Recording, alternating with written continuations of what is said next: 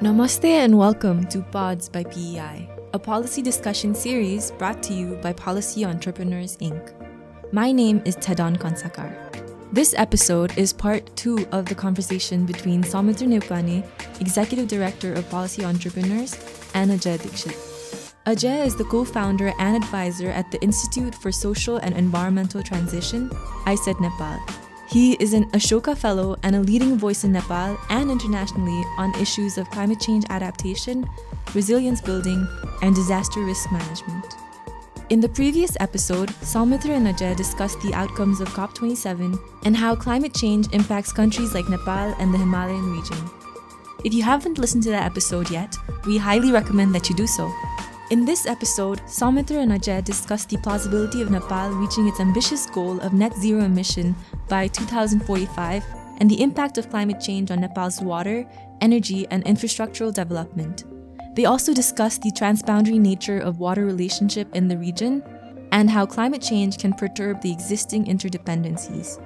We hope you enjoy the conversation. Welcome back to part 2 of my discussion with Ajay Dixit. So Ajay, we left our earlier discussion on Nepal's policy architecture and climate change. Continuing on that discussion, Nepal has set a vision, at least on paper, for a long-term strategy for net zero emission by the year 2045. What does this actually mean? First of all, I think we're part of the global community. Our Prime Minister went to Glasgow last year and then, of course, said, by 2045, Nepal would be net zero. That's in tune with many commitment made by many other countries. India has said it will be 2070, China, others. The basic idea, in a simple term is that how much we emit the greenhouse gases through whatever sources within our territory would be equal to how much we absorb. That is in a very simple terms what net zero means, at least within our territory, right? So we have to, yes, the commitment has been made. So we are almost end of 2022. So 2023 is, a month away. So the journey should begin now. Journey should get to that end. 2025 should start now.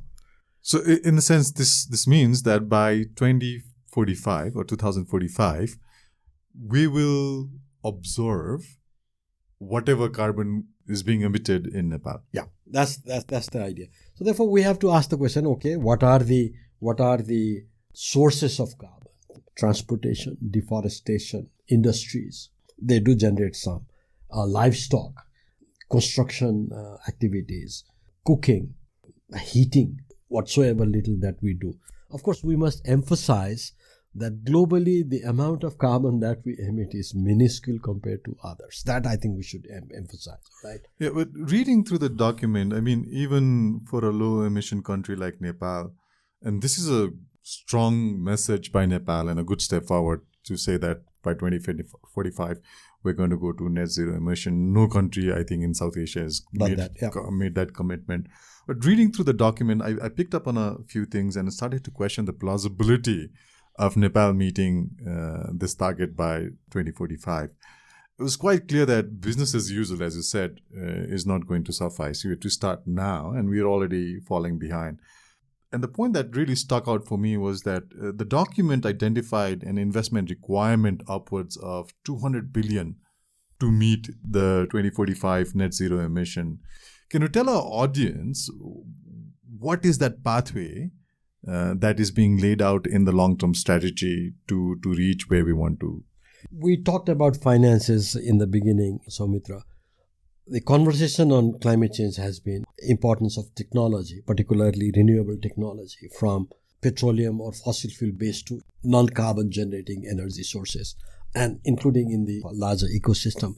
And then that developing countries need financial support to make that transition. That cannot happen without regular ODI support that we get, because it is addition, including the impact that the climate change incurs on our socio-political landscape. So that's been a conversation of climate discourse. Now, this finance is important, but I think finance is also means to an end. Finance should help us achieve those ends. Let's also look at other impacts of emissions that we do. Air pollution, indoor air pollution, that has strong JC component, particularly for women and children. Reliance on biomass for still cooking. Import of petroleum, for example. Import of petroleum for running cars and transportation is keep on going. So therefore, we also, in addition to climate, we have other imperatives that demands us to sort of move into that trajectory. So where do we begin? So let me try to share with our listeners one barrier that we need to address. Say the replacement of liquefied petroleum gas by electricity. So this is the energy unit that we use to make food at home. Exactly, LPG. cooking. There are extensive policy by government of Nepal, 9 policies which sets out how that transition will happen for clean cooking. So everything is fine. We have electricity, and then of course we could cook. But then if you go into underneath the surface, you come out with number of barriers.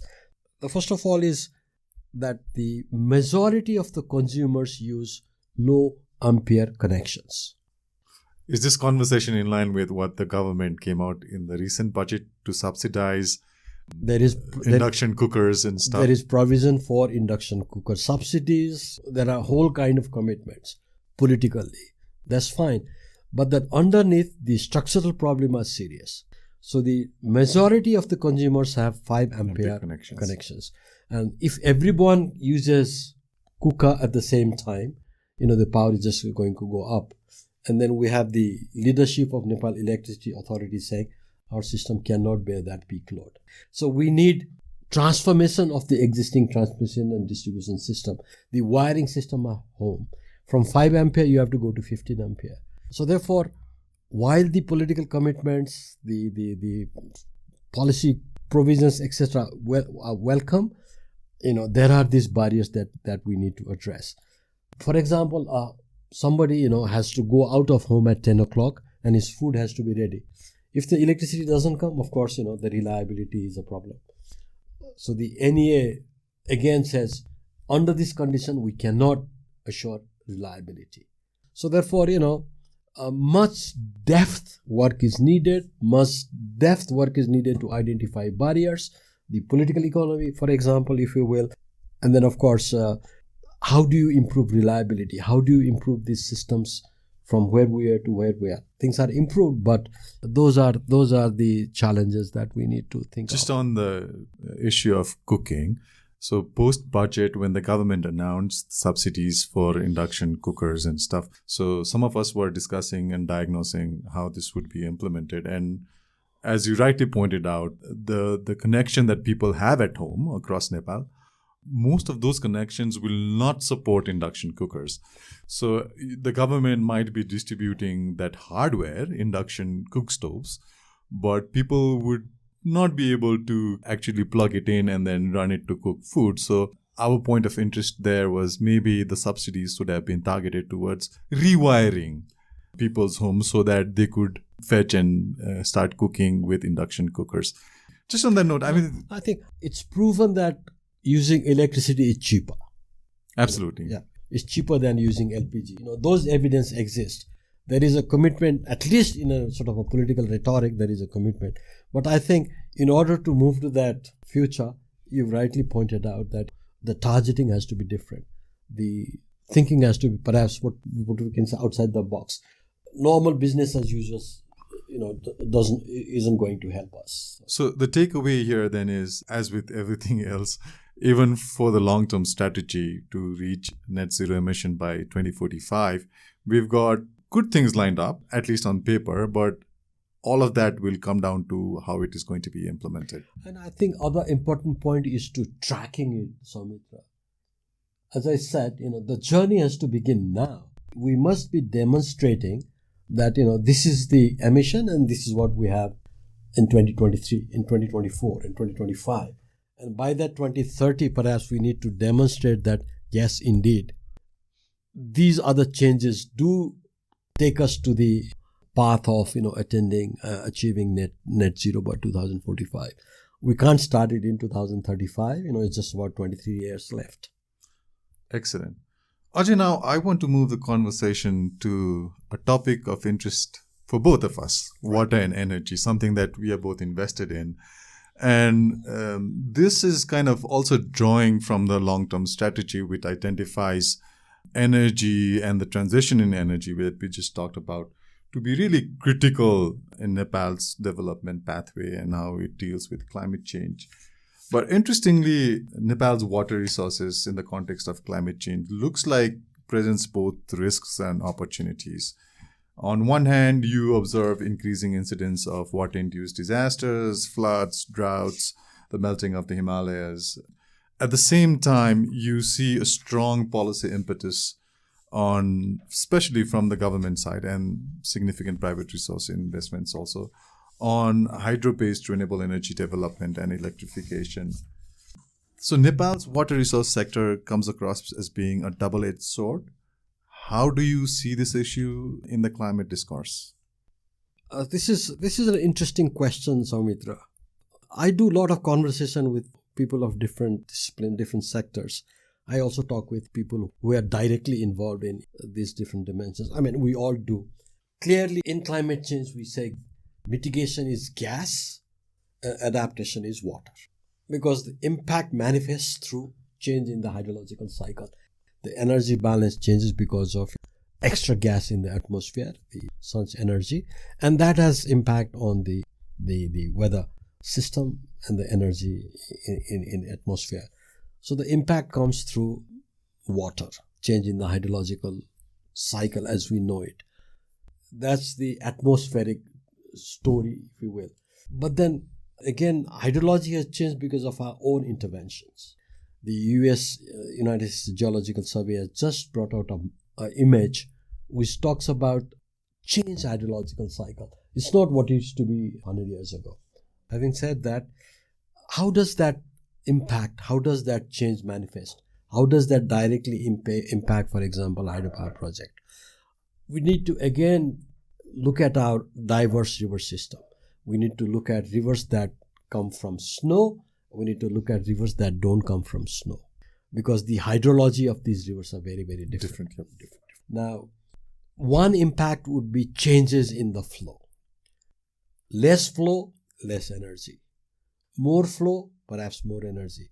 But more flow is during the monsoon, and more flow also means floods.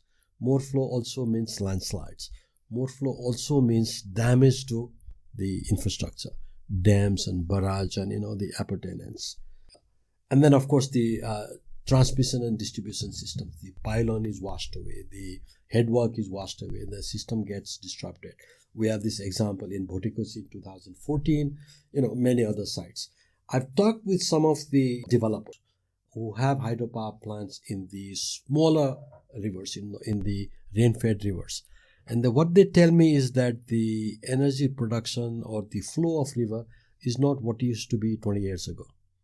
So they experience lower energy generation. So that's the developer story. When you go to the regulators, when you go to the government agency, they say, well, we don't have that evidence. We don't have that evidence that the flow has really gone down. So that evidence has to come. So we really can't attribute that climate change is having impact on hydropower. My question to them was, are you considering hydropower risk? And they say, there is no evidence. So the question therefore is, we need more evidence. We need to look at how the energy generation of these plants have, for example, changed or not changed in last 20 years. It's just a question on evidence, and that was a question that I was going to pose to you. You've been studying the sector from the early 90s or even before that. You're an engineer yourself. And the evidence, while really scanty and probably it's not scientifically established to be attributed to climate change, but there is evidence around projects being hung dry in the sense that there was a group of 50 developers that petitioned the government that the projects could not be operated well due to faulty hydrology. Part of that problem could be how estimates were done, hydrological estimates were done, but it could also be the fact that the estimates that were done do not hold true today. How do you see the issue? That's one of the factors is true. As we talked about, we have a limited database. Some of the rivers are not monitored. So we don't have enough length data that would give us a reliable estimate of what the flow would be at different probabilities. That's one part. Other part is, what is the link between, for example, those who collect flood data, flow data, which is the official DHM, and these hydropower sector? What is the interlinkages? What is the quality of data that's collected? What is the quality of design that is collected? The technological dimension, for example. Are there cutting corners? Who monitors? Who regulates? How do you ensure quality? Those are very important points that also needs to be asked. And this particular example that you stated, I think, tried to cover all those, but there was also a political dimension, that there were efforts to scuttle, if you will, some of the, regulatory requirements. So, Ajay, I've done 2 previous episodes on hydropower, one with Satish Joshi and one with Sagar Prasai. And at PEI, we are trying to better understand what this means. And the line of thought that we have been exploring as part of our podcast and our own research is this re-examination of a grand narrative of hydro-led prosperity in Nepal. It's been there since the very early days and stuff. So what I wanted to really engage you on is this idea of climate change and how big a risk it is for that hydro-led prosperity that is widely discussed in Nepal. Is this something for us to take caution now and reorganize ourselves, or is this too less of a concern at the moment and then we just keep on rolling as it is? We could say, this is alarmist, so therefore we don't care. All right, that could be one approach, but I think that's not the right approach. If you do take that route, maybe 10, 15 years from now, we're going to be left with lots of sort of stranded assets in the hills where we build these plants and then they don't function as designed. But I think let me get back to the earlier times, when we started, for example, in the 80s, and you rightly said, we have this grand narrative where we think hydropower is the only resource that we have that we can develop. When we started, the idea was that we have so much water. Nepal is a water-rich country, and we even go to the extent of saying we are second to Brazil. How did that? Clearly, that's not true. I don't know why that narrative came. You would rather be first. Why would we be second? That's the narrative that emerged, and everyone said we are second to Brazil and all that. And then, of course, if you look at the early conversation, it was all about projects. It was all about projects, developing a hydropower dam, as if they were end in themselves. Hydropower produces energy, hydro energy, and that energy is input to the production process. You use that energy to use in manufacturing, service sector, agriculture, etc. That's the trajectory of how hydropower developed in many developed countries, United States, Canada, others. But for us, that became the end in itself, and we never considered hydropower to be part of this larger socio-economic transformation of the country. I'll tell you, 2 days ago there was interesting news. The interesting news and the title was "Slump in Power Use, Sign of Economic Woes." But this is for Nepal? This is for Nepal, all right? We had heard that after the monsoon, the river flow goes down, and then, of course, the power plants produce less energy. That was the conversation till about 2-3 years ago. What we hear is, because the economic activities have slowed down, there is no consumption of energy that we have, all right? And then you look at, what's happening in the industrial front. And then, of course, the FNCCI and others say that the consumer demand is not going up. We can't take a loan. Interest rate is a problem. So this is a very different conversation that has emerged when you think about energy, when you think about the idea of prosperity. Simply having more energy, building more plants and having more energy is not automatically leading you to the kind of prosperity that we think. Cooking in Nepal generated hydropower, replacing petroleum products with hydropower, all the rest of it. That's not automatically going to happen. We talked about barriers to clean cooking. You have similar barriers to adoption of electric vehicles or public transport system. Not that it's a clean system. Things are happening, but perhaps not on a transformative scale. And then, of course, we are now exporting energy, and we're also importing energy. So the landscape of energy has become much more complex from what we started by saying, oh yeah, we'll build projects and we generate more energy and things will be all hunky-dory. No, that's not going to happen. So I think there has to be a new thinking. People have to be more engaged and looking at what's happening in the landscape. The ministry, DOED, the regulator, ERC, IPAN, economist. This energy thing has to be part of our larger economic transformation agenda in that conversation, And also, let's look at the other dimension.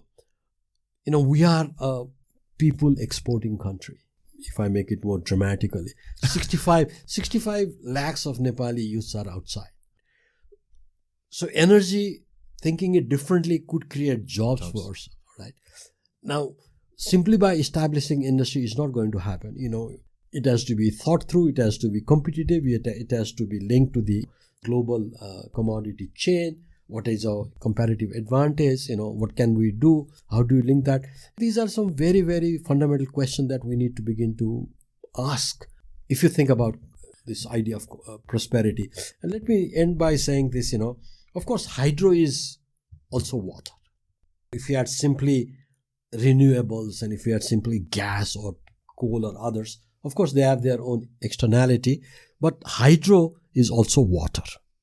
And water has multiple functions and multiple use, right?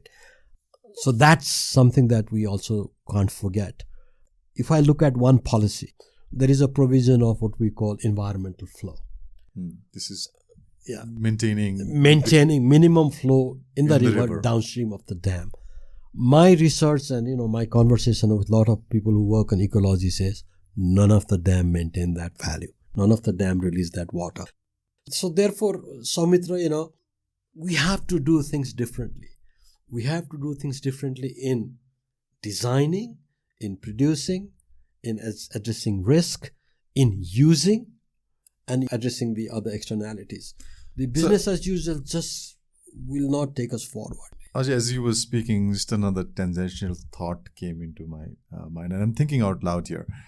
So, since history, there's been this conversation saying that the type of hydropower that is dominating in Nepal, in the sense we have run-of-river projects where water is not stored and then you just let the river flow and then that runs the turbine, and that has certain limitations of seasonality. When the river dries up, then your production also dries up. That kind of created a need for building storages, which we haven't.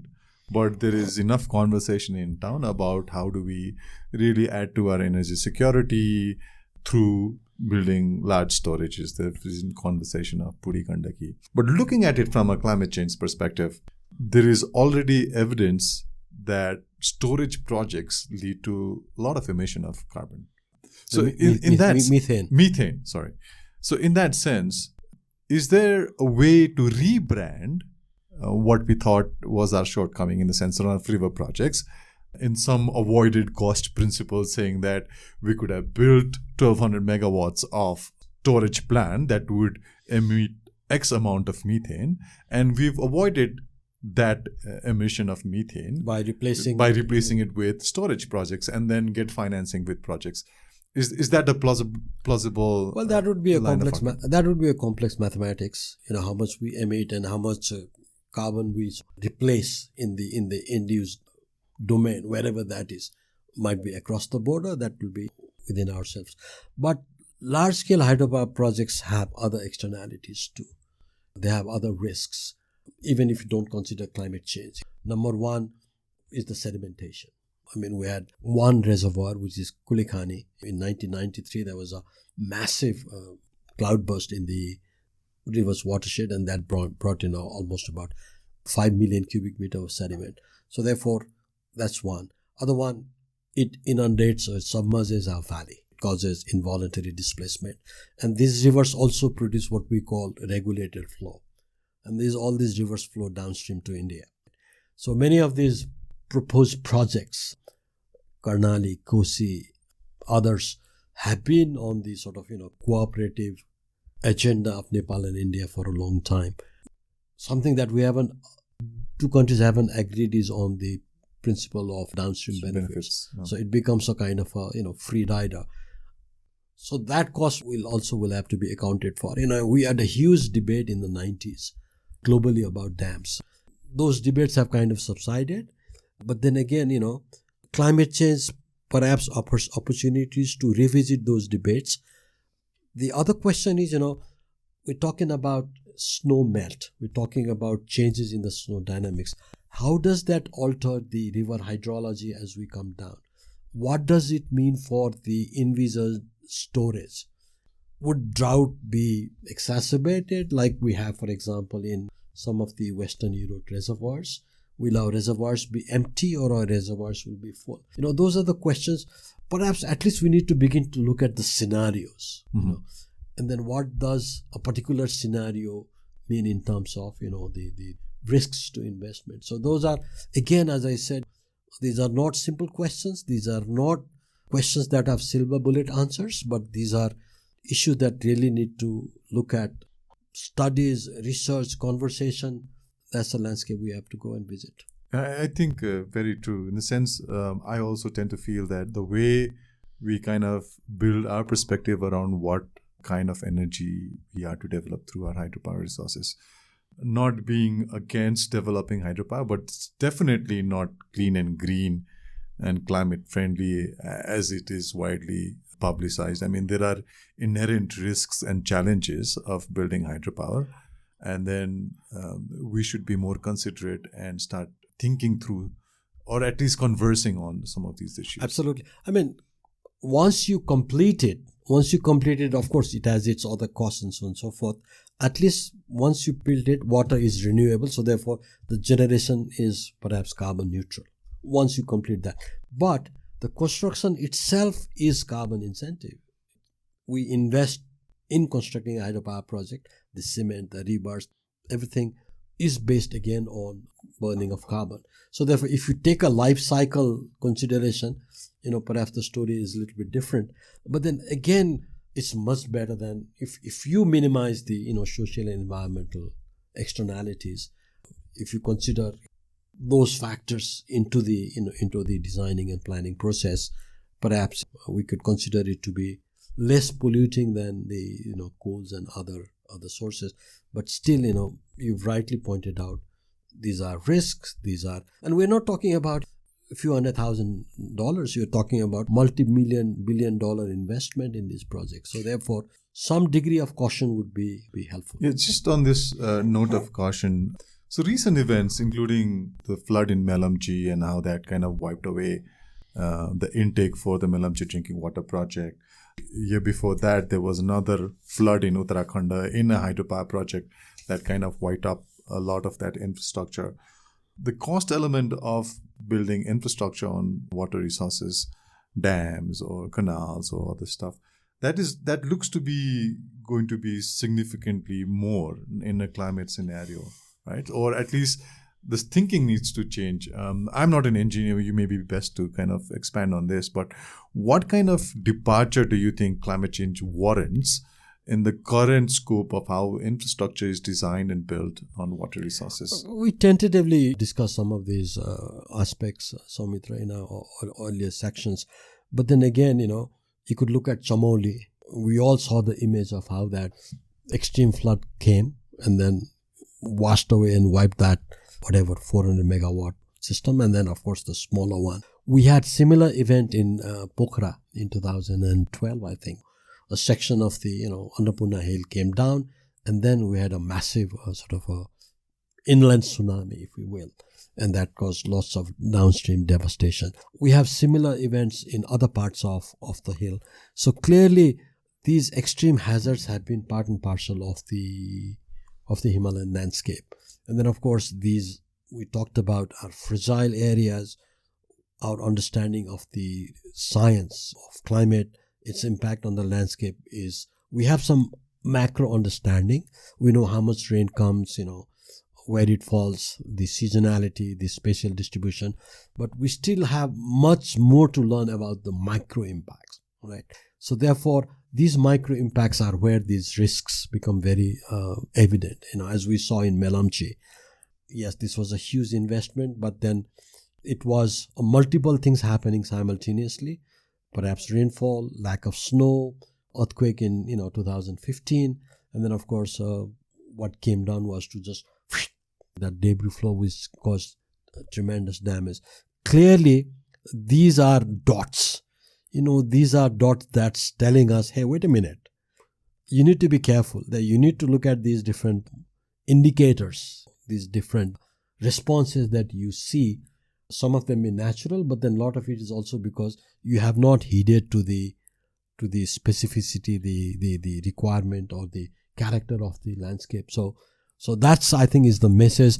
And that, again, takes us back to how we plan, how we imagine, how we design, how we regulate, how we construct, infrastructure in the Himalayan region. Just a point of interest. So something like Melamchi, I don't think anybody saw it coming, right? Or you did. At least for me, I never saw an event of that nature unfolding there.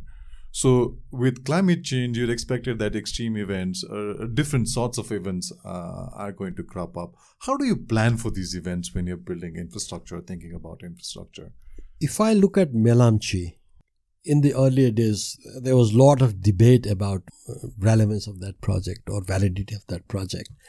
Nobody envisioned this particular, a mudslide. Mudslide, if you will. But there were questions about the risk that project of this scale entails. The 26-kilometer tunnel, the reliance on low hydrological data, the financial risks, etc., etc. So perhaps a little bit of a review of the history of planning of this project is necessary. It's just not something that happened in 2021. That should be our guiding entry point. You also look at the manner these projects are conceptualized. You guys are doing this political economy of bilateral projects. Who are the actors? What was the assumption? What was the grand narrative that kind of defined these projects? These are, I think, also important. And who funded it? How did they really consider the potential risks? Are important questions as we embark on infrastructure-led transformation development in Nepal, because that's in the agenda, right? Absolutely. Again, I do not deny need for infrastructure. You need better commuting, we need better services, so therefore infrastructure are key. But the way we design and plan have to be different. And that needs to look at the risks that we talked about. We need to look at our standards, our practices. We need to look at our capability, how we manage our knowledge. We need to look at, our rules and regulations. You have been listening to Pods by PEI. I am Tadon Konsakar, and this is a quick reminder to all of you to do us a small favor by sharing us on social media and leave a review on Spotify, Apple Podcasts, and Google Podcasts, or wherever you listen to the show. Now let's get back to the conversation between Saumitra and Ajaya. Moving forward, I just want to zoom out from Nepal and touch upon climate change in the region. Primarily so because we are discussing water resources, and Nepal's water resources is part of the intricacies of South Asia. It creates a lot of interdependencies. So how do you see the impact of climate change really unfolding and expanding these interdependencies that are there in the region through water resources? Clearly, there is a link. Let's look at snow, for example. There is already a study by Isimon in 2019 which tells us a scenario. And that scenario is that if the business as usual continues, that the emission becomes plus 2 degree by 2100, we're going to see 1/3 of the glaciers go. That's one scenario. Other one is if it's 1.5 degree, it'll be 2/3 No, 1/3 or 2/3 of the glaciers. No, 2/3 2 degrees and 1/3 1.5 degree. So clearly that means that the rivers are transboundary in nature. And then of course we have the story, the snow-fed river goes, billions of people in the Ganga basin in Nepal, India, Bangladesh would be affected, and that's true. And we saw that also in 2022 floods in Pakistan. Of course, later on it was riverine flood, but there was Glof. Mm-hmm. There was also floods in Balochistan and Sindh, area where they don't have that kind of floods. And then of course then the flood traveled in the Indus and then, caused this riverine flood.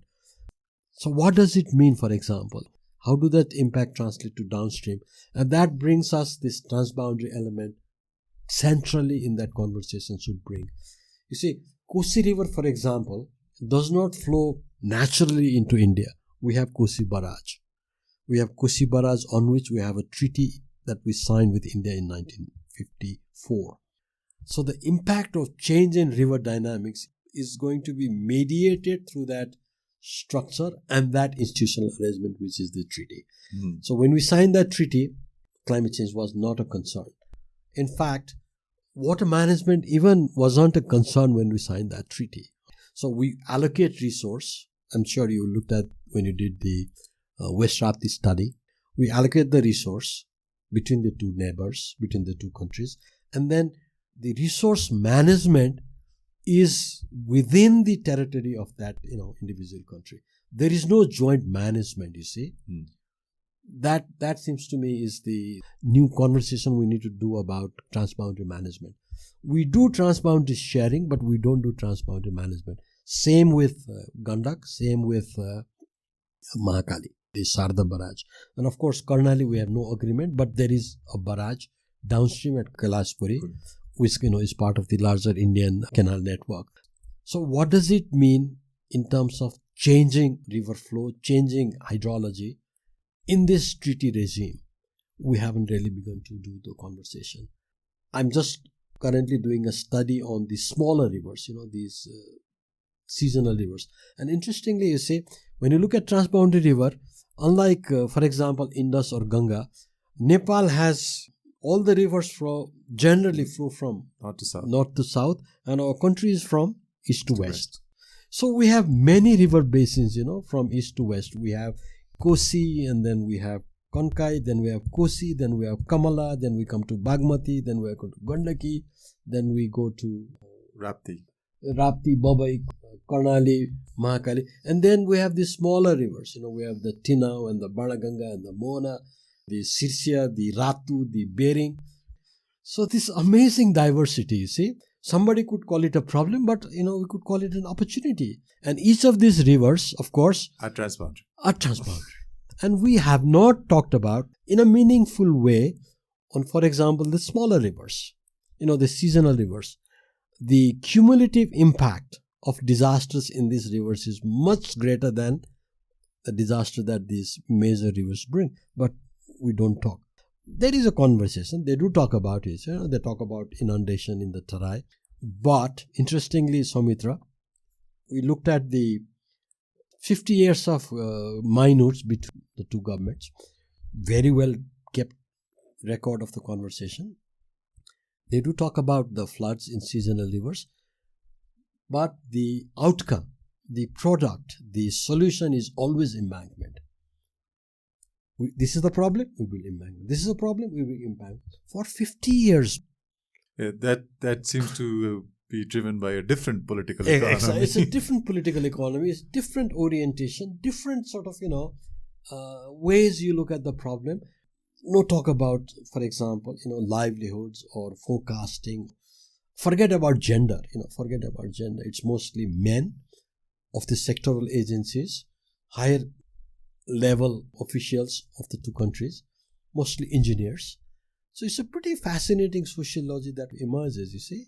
Ajay, you've been having this conversation from the past several decades, us very recently at PEI, and clearly even in a short span of our engagements on the transboundary discourse, it's very clear that you need collective action to resolve some of these issues, including on climate change. Where do you think is the disconnect, that we are not trying to kind of forge collective action or work on common goals for the region.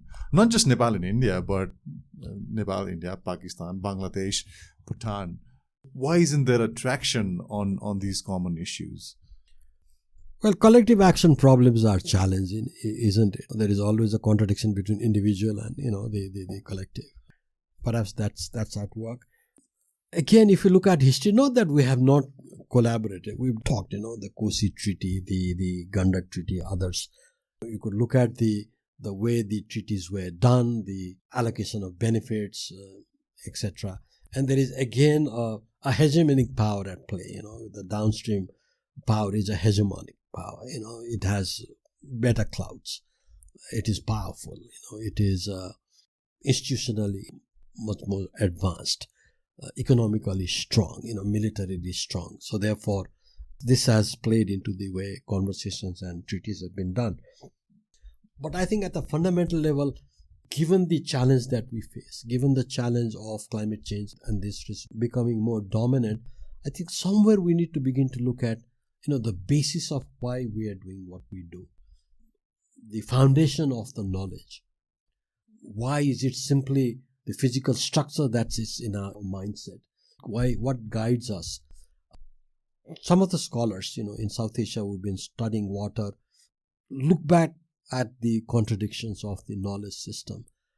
We have considered rivers only as water. We don't think about anything else. We just look at the blue flowing water. We don't consider sediment as part of the system. It's a problem that we want to avoid. Whereas sediment... But it's never there in the language. It's never there in the language. It's always a footnote. And then a senior colleague, a friend, Professor Jayanta Bandyopadhyay, he says, river is a composite of these four elements. It's water, it's energy, it's biodiversity, and it's sediment. So you cannot extricate these three. You can't take out sediment, biodiversity, and energy and just focus on H2O flowing and then use it to your ends and then assume that everything would be nice. No, that's not happened. So the shift has to begin to recognize these as four important intrinsic elements. And that begins with the knowledge system. The knowledge system is natural science based, technology guided, and what we call reductionist engineering. That's the way that we move forward. The stock and flow water has to be modified. That stock and flow water would meet hydropower, to a certain extent irrigation, and then other needs.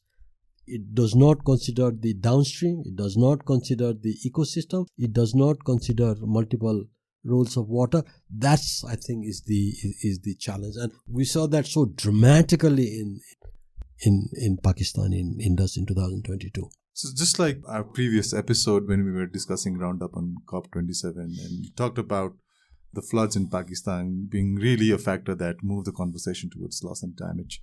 In that same vein, when you're discussing water resources in the region, do you think climate change is that window of opportunity for rethinking, reformulating the conversation on water management in the region?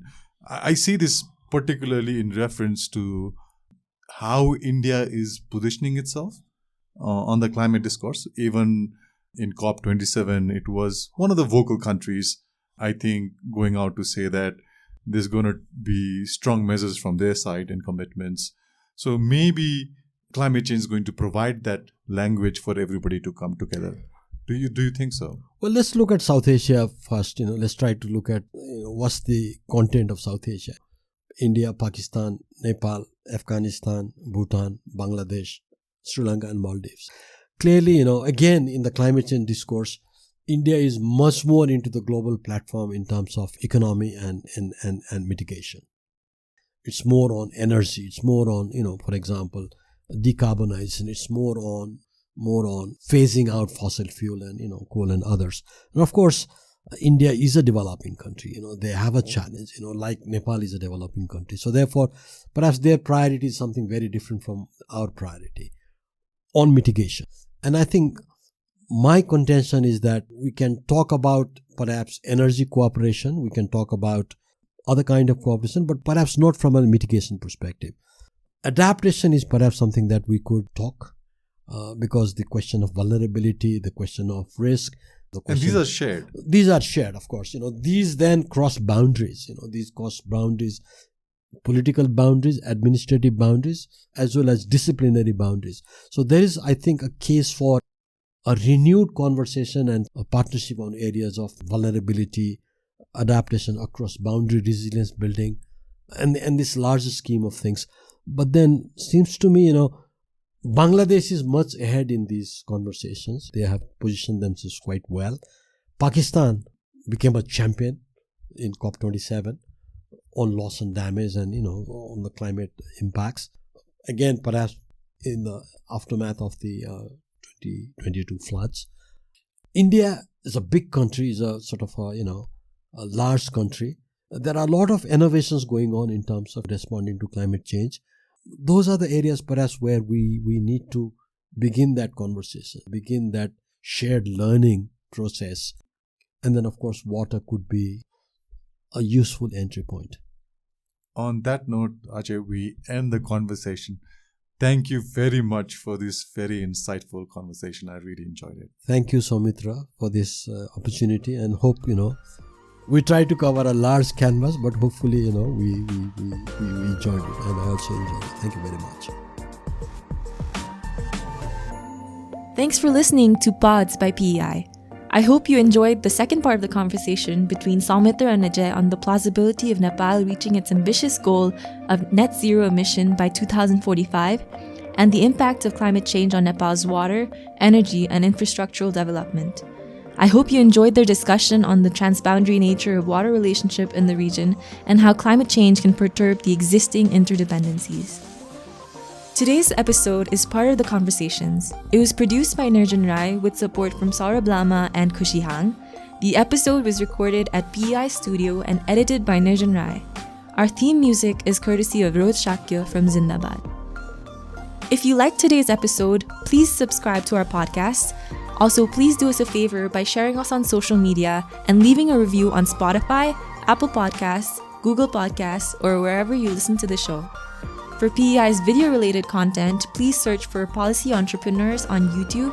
And to catch the latest from us on Nepal's policy and politics, please follow us on Twitter at tweet2PEI. That's tweet, followed by the number 2, and PEI. And on Facebook at Policy Entrepreneurs Inc. You can also visit pei.center to learn more about us. Thanks once again from me, Tadon, and we'll see you soon in our next episode.